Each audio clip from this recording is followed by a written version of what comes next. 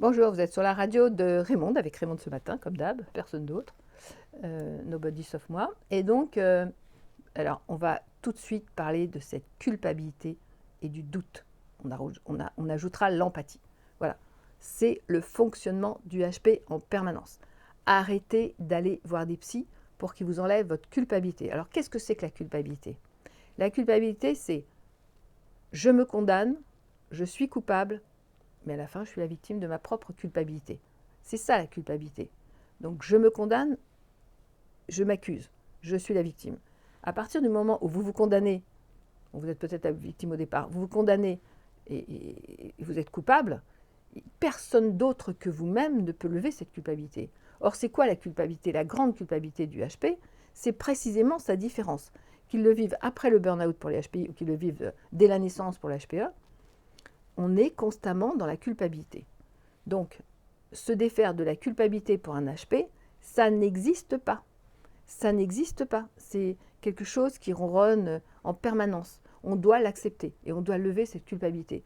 Le HP est coupable de quoi? D'être différent. Le HP est coupable de quoi? De ne pas supporter les normaux pensants, allez, on va le dire. Le HP est coupable de quoi? De rechercher l'amour en permanence parce qu'il est dépendant affectif.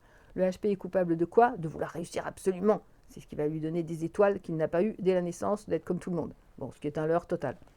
Donc le HP, pratiquement, est coupable en permanence. Se culpabilise. Il n'est pas coupable, pardon, il se culpabilise. C'est ça la culpabilité, c'est je suis la victime, je m'accuse et je me condamne. Donc le seul moyen de se déculpabiliser, c'est déjà de s'accepter entre HP. Oh mon Dieu, mais comment vous acceptez pas les HP? C'est un truc de malade. Bon, moi aussi, hein, je suis passée par là. Alors rien n'est fait pour nous.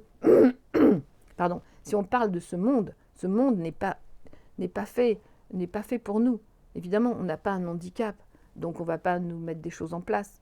Mais il y a quelque chose d'handicapant, comme la culpabilité, l'empathie et le doute, qui sont en permanence chez le HP. Alors, c'est pas la peine d'aller consulter. Bon, alors, les psychologues vont encore me dire, mais Azdan, arrêtez de démolir vos confrères. Non, ce n'est pas des confrères pour moi. Ce sont des gens qui font du business avec des choses qui sont l'identité du HP et qui ne changera pas chez le HP. Donc, acceptez que vous êtes tout le temps dans la culpabilité. Ne vous condamnez pas. Se culpabiliser, c'est enlever soi-même, on peut enlever soi-même sa culpabilité, puisque c'est nous qui l'avons mise. D'accord? Donc, pensez toujours que personne ne peut l'enlever, puisque c'est vous qui l'avez mise. Et le surdoué est coupable d'être différent en permanence, de ne pas pouvoir faire comme les autres. Donc, c'est vrai que ce je ne sais pas faire comme tout le monde, c'est pas forcément. Il y a plein d'HP qui n'ont pas repéré ça encore. Mais vous allez voir, avec les années, vous allez comprendre. Chaque fois que vous allez faire comme tout le monde, bing, vous allez vous prendre un truc dans la figure, là. Donc, la culpabilité, je me culpabilise, je suis la victime, je m'accuse et je me condamne. Donc, levez vous-même la culpabilité. Voilà, c'est ce que je voulais dire. Pourquoi? Parce que chez le HP, il y a le doute en permanence. Ce doute en permanence. Et après, je vais parler des tests et du doute parce que franchement, il y en a marre. Voilà, je vous embrasse très fort. J'espère que vous avez compris que le surdoué vit en permanence dans la culpabilité et qu'il doit lui-même se l'enlever. N'allez pas consulter pour ça, ça va coûter des années de psy, non? Bon, sauf si ça vous fait plaisir d'aller prendre le thé chez votre psy. Je vous embrasse et je vous dis à très vite.